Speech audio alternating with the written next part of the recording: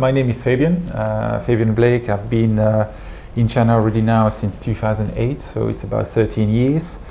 My experience is actually what brought me here is my former employer. I was at the time a project manager for an international group that had activities in China. And in 2008, they brought me for a project that needed to have some assistance. Mm-hmm. And ever since, I've been captivated by what's happening here in this area. I've been the managing director of AMS since 2017. It's been 4 very exciting years, a slightly different kind of business scope compared to my previous employment, mm-hmm. and a very interesting leadership role mm-hmm. to take. So I'm also like 40 years old, turning 41 in just a couple of weeks, and a Belgian national, so European.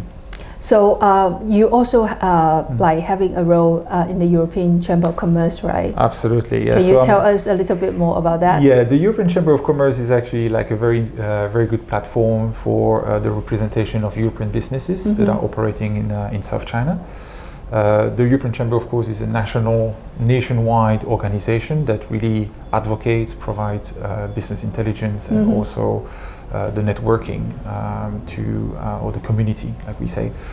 I'm the vice chairman of the South China board. Mm-hmm. As such, like we lead certain government meetings about the ongoing issues or challenges that our members, mm-hmm. Our member companies are facing in South China. Okay.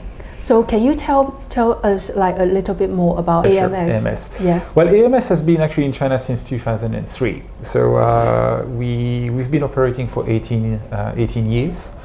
The purpose of AMS was to bridge the European innovation sector mm-hmm. with the Asian manufacturing excellence. And we started with humble steps by providing solutions and tooling support mm-hmm. for our first clients.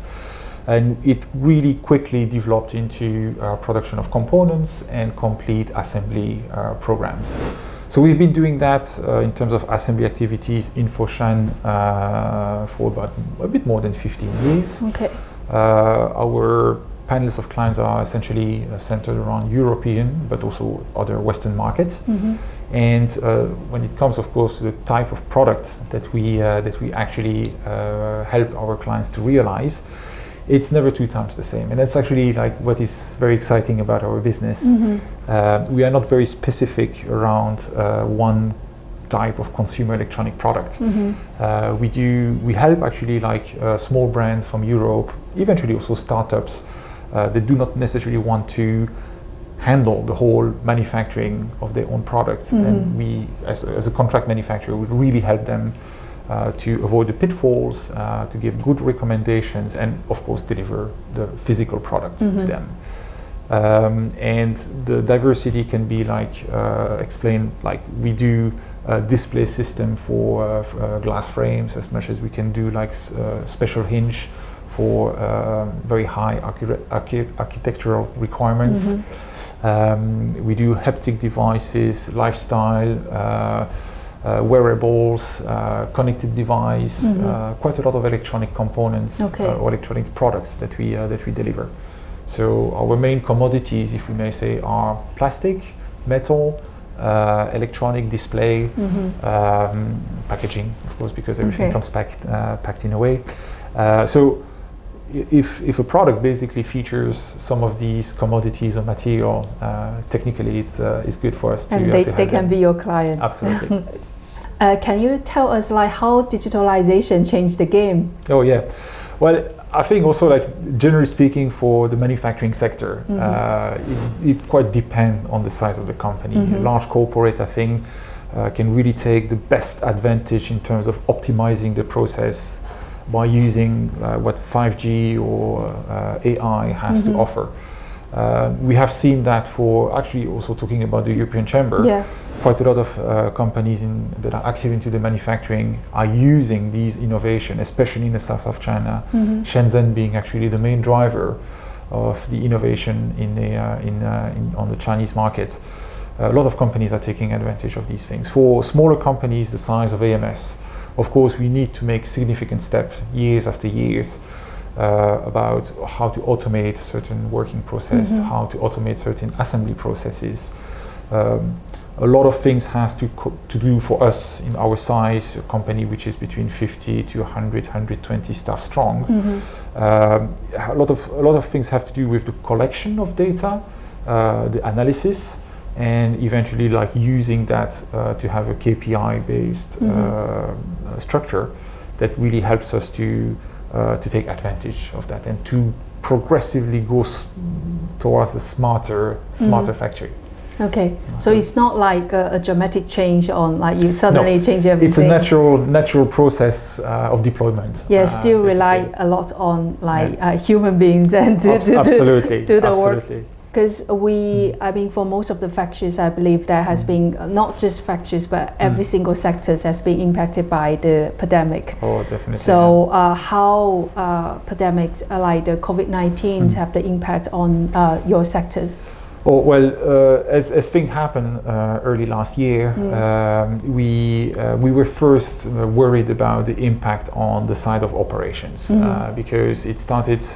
Let's face it, in mainland China, and we were a few weeks into the epidemic at that time. We were a few weeks in and starting to assess basically what would be the impact or the delay on our deliveries, how our suppliers of components are impacted, and what do we have to do to minimize the impact. Once things started to get quite in control in China after a month or two, things started to happen on the global scale, and it's really started to be a pandemic. For us, a company that has a client base on Western markets and an operational center in Asia, things started to change dramatically because we started to have like the biggest problem, which is actually the way that this pandemic would be impacting our client base. We've been actually quite lucky, I have to say, compared to a lot of manufacturing companies. Where we can actually consider ourselves lucky is from the diversity of different products that we do. Just as I mentioned earlier, any product is 2 times the same. So there were companies or let's say like organizations that were thriving out of that situation. Some others were pretty much brought to a full stop. But all in all, it kind of evened out, and it was, of course, we had to do a lot of adjustments into our operations, controlling the cost, making sure that we do not go crazy with certain cost centers. But we managed that quite well, which actually illustrated that even last year turned out to be profitable. Okay. Yeah, that's like good because a lot of the companies that we know that are making exactly. loss. If you have a strong dependency on something or an industry which is really impacted, you're going to have ineluctably a lot of delays into your orders, clients that basically start to stretch, pressure on your cash flow, let's face it, liquidity problems, and unfortunately many companies have suffered of that to the point of sometimes. So could you share some of your experience of like how do you lead the team through this period of time? Well, exactly. I think there in really exceptional times like this, leadership, in a way that strong leadership and having a kind of firm position, knowing what to do, is assurance is very important. We need to keep the boat safe. We need to make sure that we keep on track. First advice, I would say, do not panic. Keep your head cold. Just make sure that you have enough time and space for making these kind of very important decisions. Then, of course, diversify your source of information, because in these times quite a lot of information comes in, and this information needs to be really carefully handled, assessed, in order to make sure that it's reliable for making the proper decisions. So these are the two top advice that I'm. Is there any specific activities or things that you've been doing during this period of time? Just like as you said that there's a lot of information coming in, and I'm sure that employees will worry about like their jobs and what's going to happen and things like that. And especially, I'm sure around this area in the Greater Bay Area, some of the factories just shut down. Yes. So, well, we went with the flow, I have to say. We go with the flow. We just we look at the requirement of our people for flexibility at work, for instance. Like having flexibility and having to deal with all the personal protection and like the social distancing. So we took in a way like advantage in that. We try to do like instead of taking it as a constraint, we say, okay, but what can it actually bring us in terms of flexibility? As I mentioned just before, AMS is required to operate on different time zones. I am personally like very happy to kind of put aside, let's say, the 9 to 5 kind of rigid schedule that we used to have. Like the ability to take call with the US, or taking a bit more flexibility around, of course, also with Europe. That's I think it's a plus. Yeah. Okay, so how would you describe your leadership style? Yeah, two things. I like to delegate, so it requires, of course, to have a lot of trust towards your colleagues. So building trust is very important for being able to delegate. Delegating also requires to have a certain and the right dose of supervision. Supervision that also should not exceed and fall into micromanagement.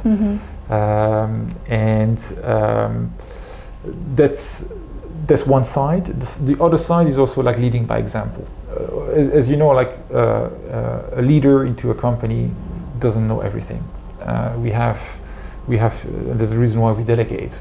I cannot be an expert in each and every field that we have into the company, but knowing the basic and engaging with each and every different kind of discipline into the company.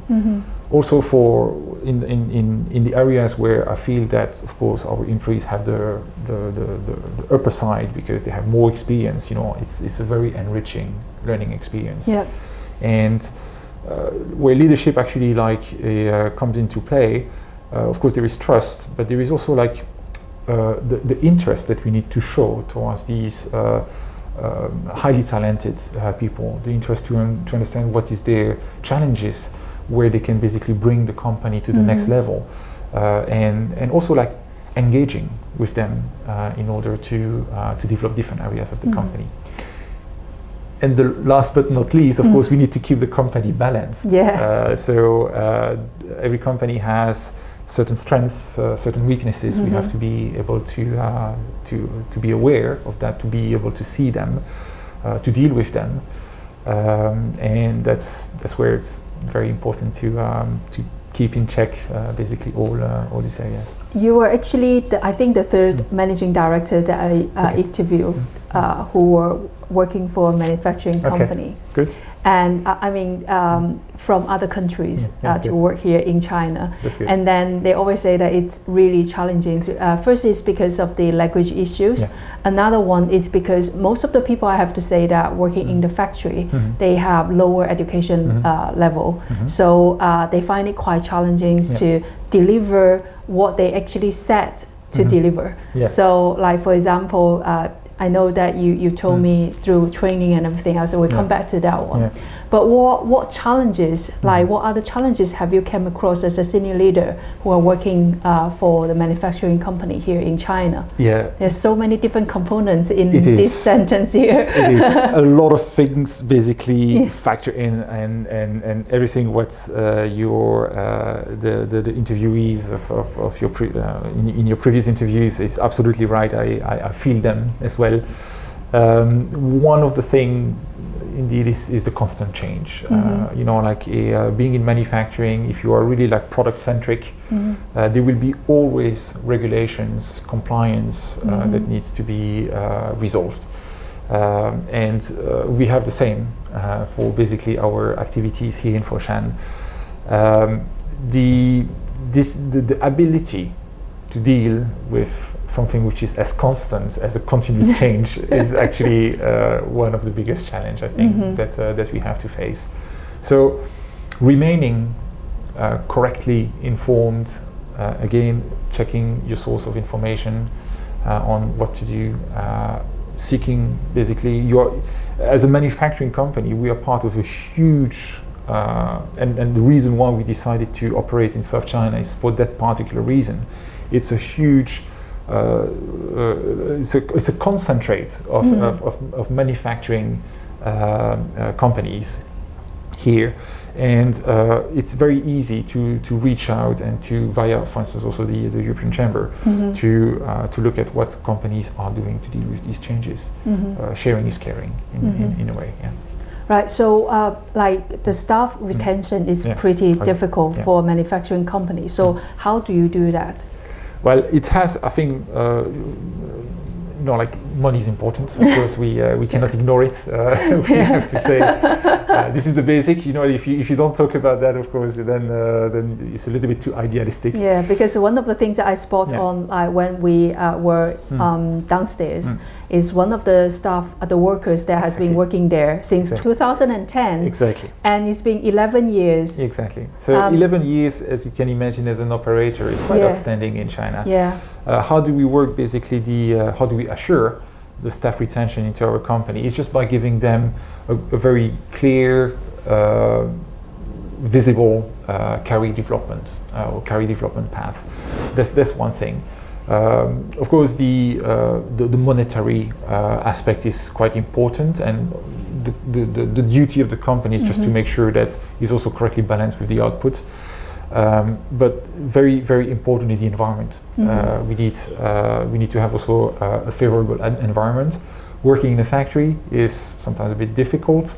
Like we know that they are very, very highly industrialized area where, like if you drive around Dongguan, for instance, like it's sometimes, like you question yourself, okay, how do these people really find pleasure or joy into such a very harsh environment where basically everything is just so formatted with the factory, the dormitory and things like that. So we look more into the small, tiny little details that makes the everyday life of our workers, but also our employees best. So small intentions, small little perks that we get actually inspiration from.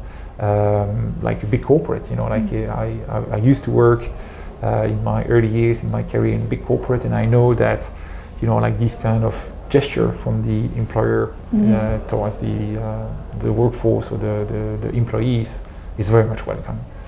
So these are basically like creating ties between the employees and the workers, and the employer.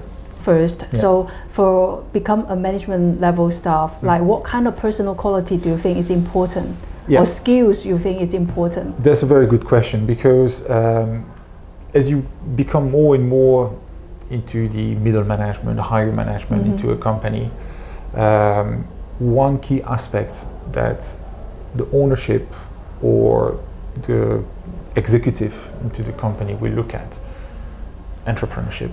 Really. Entrepreneurship is a quality that people need to have. Like run the business, run your department, run basically like what you are tasked with, just like if it would be like your own business. This quality and the capability of doing that, I have to say, is always very nice to see by the upper level. Entrepreneurship for a small company like ours.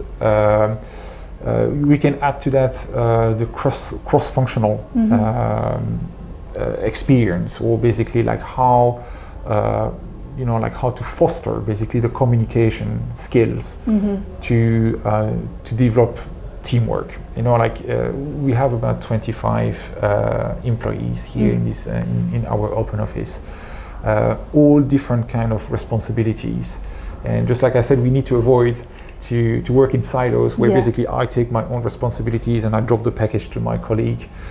We need to have actually like this interweaving between different functions into the company where basically like people learn about the skills and the challenges that is required to manage another function, and this creates mutual understanding between colleagues, and that forms a really, really solid team. And that really helps to build trust amongst colleagues to say, okay, I know the challenges that you are facing if I don't basically deliver correctly my part. So that's something which the management really needs to put in place. Yeah, so that's also something to recommend. Yeah, I think that's a really important point, like about entrepreneurship. So what specific entrepreneurship mindset, can you give an example that you think is really critical if you can only pick one? Yeah, sure. I think again, it's coming with the right initiative, and entrepreneurship usually comes to we need to think, of course, objectively about a situation, but out of the box thinking. Out of the box thinking, trying to be, never refrain yourself from innovation. To really like think, okay, how can I really like look at that matter that really like is right in front of me that I have to solve? How can I basically like step aside, take a different angle, and see how we can tackle the whole issue differently? I think it's in the nature and in the essence, let's say, of an entrepreneur to constantly question himself. And coming back to the qualities also of the people that or entrepreneurship, never give up. Never give up. That's a key point, Never give up, because lots of challenges will be thrown at you. Day in, day out, you're going to have like lots of problems. And of course, don't end up banging yourself head against the wall every day. I mean, like, don't be obsessed about one thing, but find the motivation in small wins, marginal gains. These will really like, in the end, after a year or two, really build up something incredibly strong. That's really, I think, Do you think that this kind of skill or mindset that can be developed through education?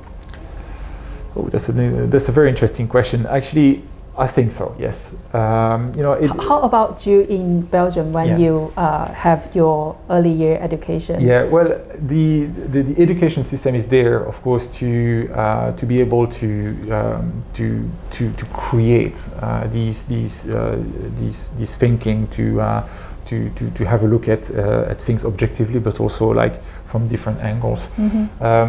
We know that the education system in Asia, or more particularly in China, is a bit different than the European one, that is a bit more liberal, let we say. But definitely the education has a role. There is a lot of time, for instance, that it's required for the toddlers or basically the pupils at school to be creative and to accommodate the process of learning. And I'm an engineer by qualification, so I know that engineers are actually built to learn things continuously. It's engineering technologies are things that are constantly developing, and we need to constantly educate ourselves. And this process of learning by learning, it's really important. So it can happen at all ages, different level of education. The reason why I asked that is because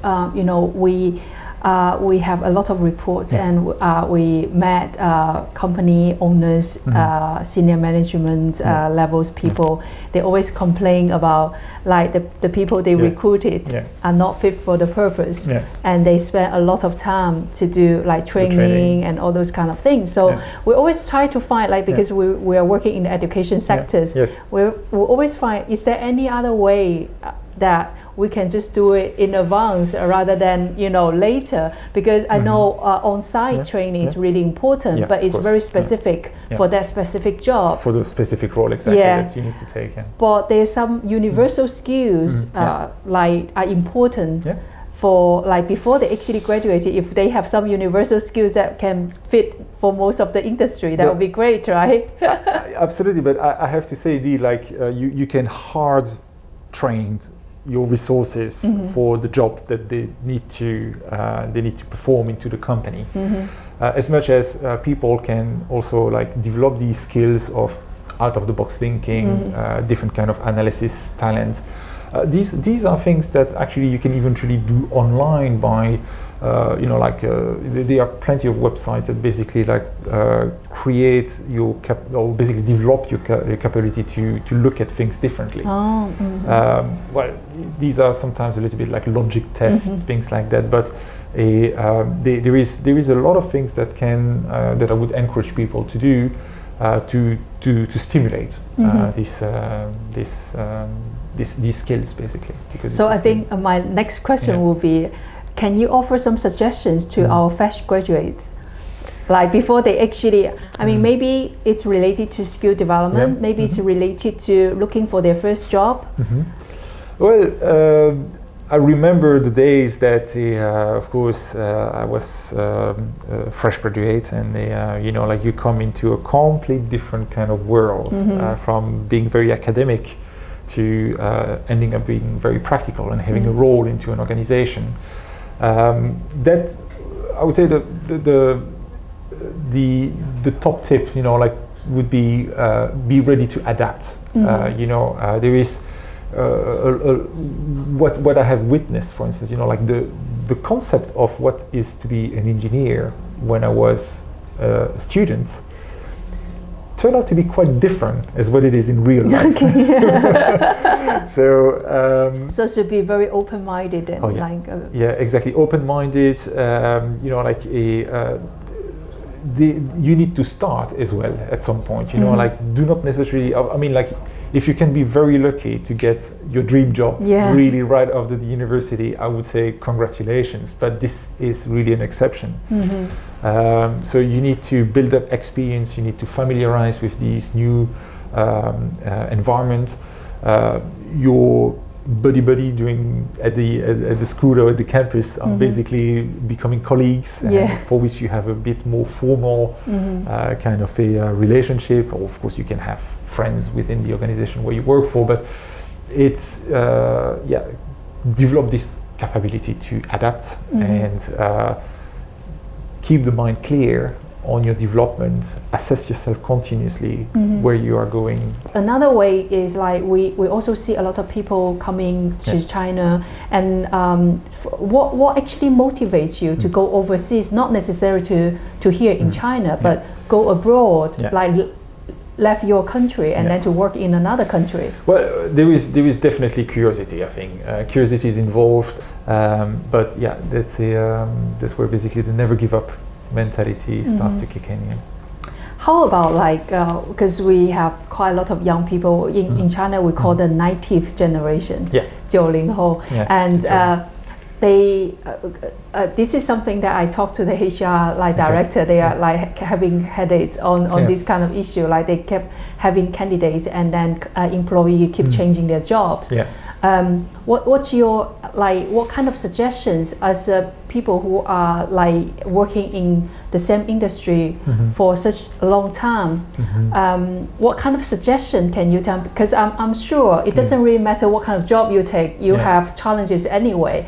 You came across like personal issue, communication issue, whatever issues.